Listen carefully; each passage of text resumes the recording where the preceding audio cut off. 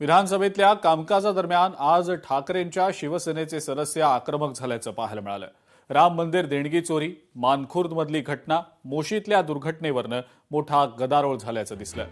विधानसभेत भास्कर जाधव, आदित्य ठाकरे आक्रमक झाले। मानखुर्दमध्ये इमारत कोसळून 6 जणांचा मृत्यू झाला होता। पिंपरीच्या मोशीत अजूनही काही जण ढिगाऱ्याखाली आहेत, असं म्हणत भास्कर जाधवांनी सत्ताधाऱ्यांवर जोरदार टीका केलेली आहे। अशा वेळेला राज्य सरकार 2 मिनिटं मला पूर्ण करू द्या। राज्य सरकार संवेदनशील पद्धतीने चर्चेला उत्तर देत असताना सरकार बेताल आहे, उद्दाम आहे। अशा 2 मिनिटं अशा प्रकारची असंसदीय जाधव साहेब चालू करा आपण। अध्यक्ष महोदय, इथे सत्ताधारी पक्षातून तुम्ही सांगू नका राम मंदिर लुटणारे चोर कुठले सांगू नये। जाधव साहेब आपण चालू करा। भातकर साहेब खाली बसा। भातकर साहेब खाली बसा, खाली बसा।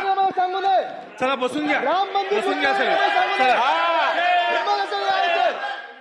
चला नीट बोला, नीट बोला, नीट बोला, नीट बोला। वय बघा तुमचं लय उर्मट आणि घमेंडखोर नुसता बसलाय कोपऱ्यात। प्रत्येक वेळी असा अहंकार असो हे। अध्यक्ष महोदय, आपण बघितलं त्या मानखुर्दमध्ये बिल्डिंग कोसळली आणि त्या बिल्डिंग खाली 6 माणसं अध्यक्ष महोदय दुर्दैवानं मृत पावलेली आहे। आताच सभागृहामध्ये इथं प्रश्न उपस्थित राहिला की पिंपरी चिंचवडमध्ये जो कचरा टाकला, कचऱ्याचा ढीग झाला।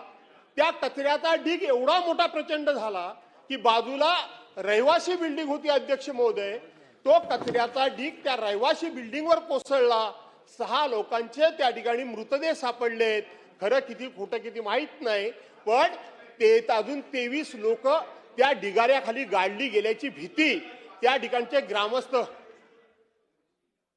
23 लोक गाडल्याची अध्यक्ष महोदय भीती हे तिथले ग्रामस्थ व्यक्त करतायत। लोकशाही मराठी ऐका, पहा, जागरूक रहा।